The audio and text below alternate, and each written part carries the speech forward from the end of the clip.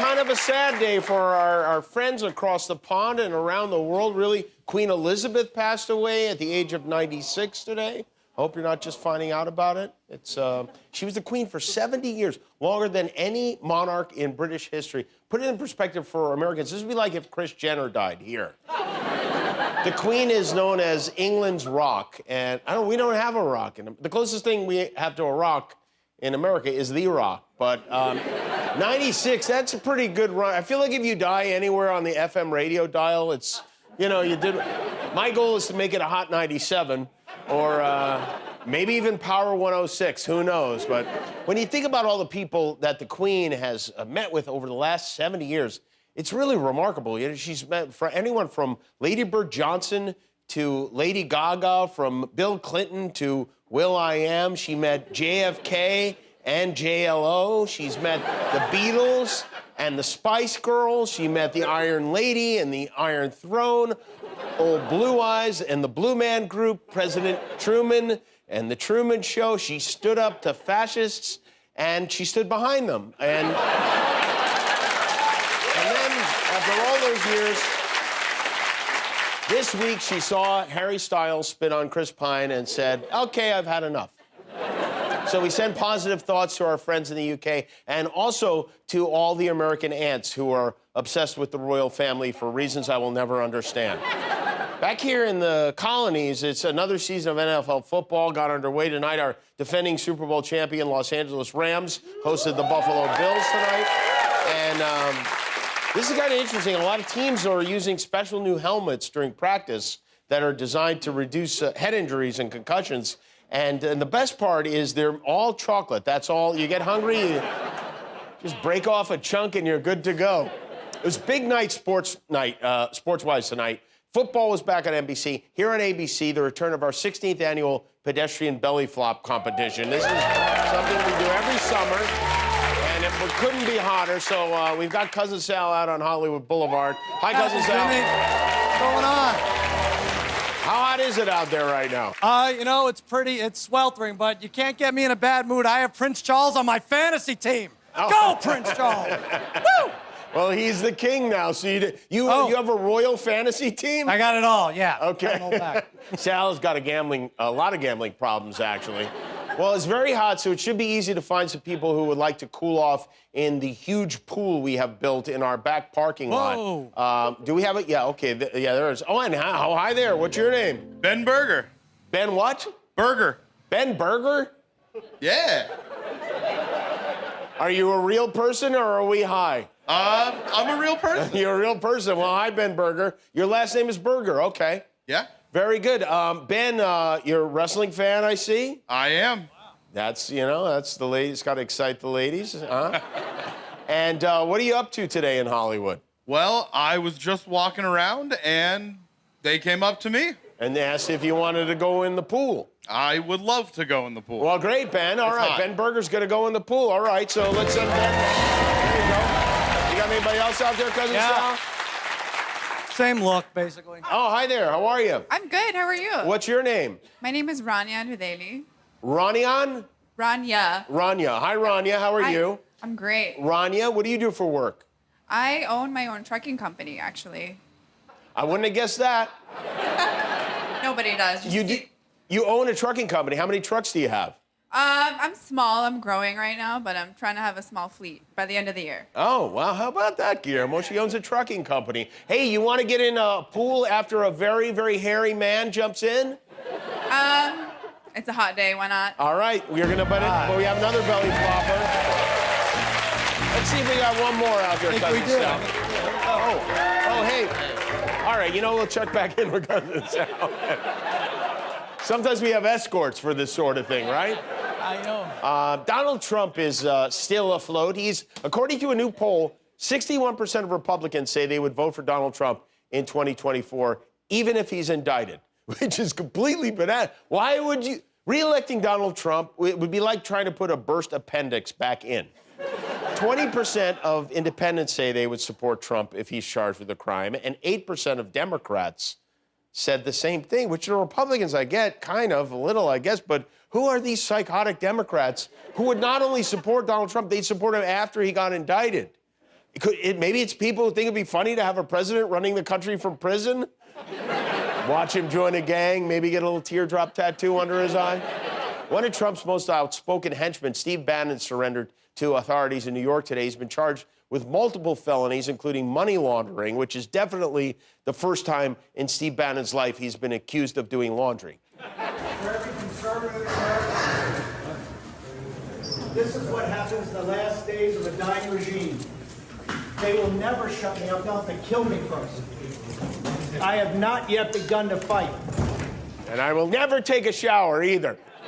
Steve Bannon, in case you haven't been following this, has been already convicted on charges of duping Trump supporters, to giving money to a group he was part of called We Build the Wall. You remember that wall Mexico was paying for? Yeah. Did you chip in for that? No, never.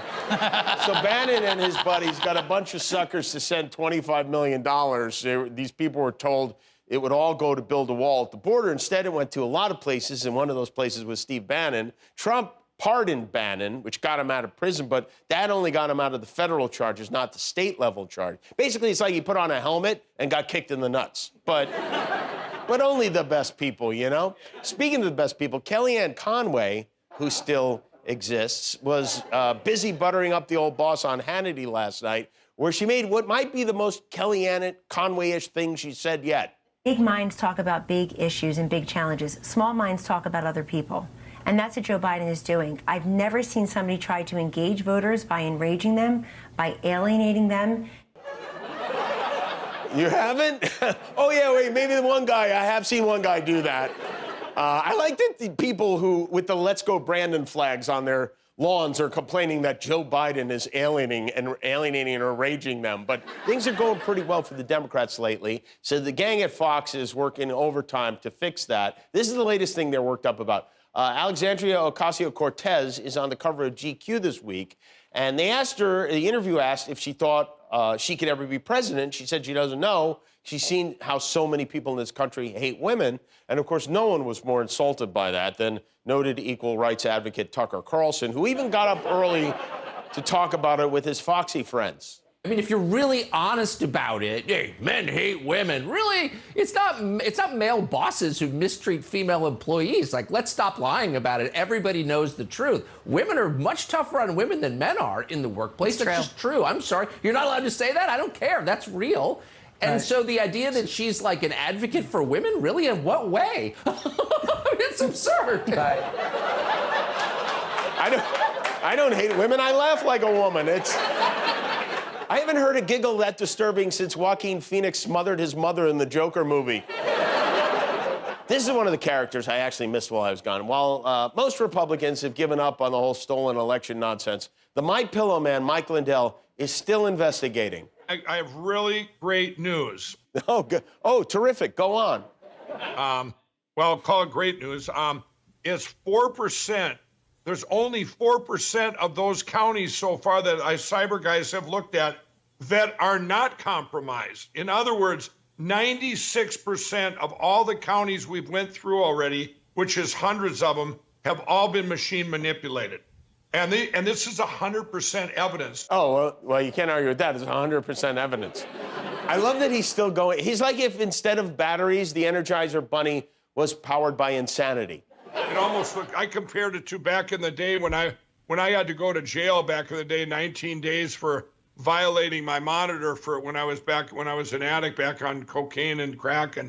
Well, I'd done all this cocaine before I went into the jail, and they're going to do a test. Well, I took this stuff that's supposed to make your system so you can't detect the cocaine, right? And you take down this bottle. So, boy, I just had a ball, right? Well, of course, you're too good. There's nothing bad in your system at all. You know, you're completely clean. Well, that's a big flag. You're too good, right? So they just waited 4 more hours till that cleared up, and they tested me again, and I failed. No. And now I'm completely cuckoo for Cocoa Puffs. Do you think he ever, I don't know. Think he ever stopped to consider maybe the crack had something to do with this obsession he has? I do want to mention, well, this is something that we've all been looking forward to for years now. We are taking our show on the road again to Brooklyn, New York from September 26th of this month to the 30th. We're headed to Brooklyn for the first time in 3 years since before COVID. Are you excited about this? Very excited. I love New York. I am very excited, too. We will be at the Brooklyn Academy of Music. There's no place like New York. This is from the Mets game yesterday. Mets had a doubleheader with the Pirates, and during the first game, a reporter, Steve Gelbs, who's in the stands, managed to get hold of a foul ball and got the chance to meet some wandering Mets fans in Pittsburgh. No. Did you actually catch that, Steve? I got it. Did you catch it? No, it was about a section over and it bounced towards me. No. This guy right here is trying to steal a ball. We're on air right now. Yeah, but I've never gotten the ball in my life. 70. I've never gotten a ball in my life. I'm 35. You got a lot more years left to get one, Steve. I don't know about that. Not in this job. Look at all these people trying to grab the ball from me, Come on. guys. A lot of years left. Guys, excuse me, guys. Like surrounded by zombies or something. They're still there arguing about the ball. Oh, look at this. Oh, wow. All right. Hi, everybody. Hi, everybody. How you doing? Welcome. Yes, go right out to the back. There you go. Wow, we have a great show tonight. Simon Cowell and Ralph Macchio are here. And when we come back, our 16th annual Summer Pedestrian Belly Flop Competition.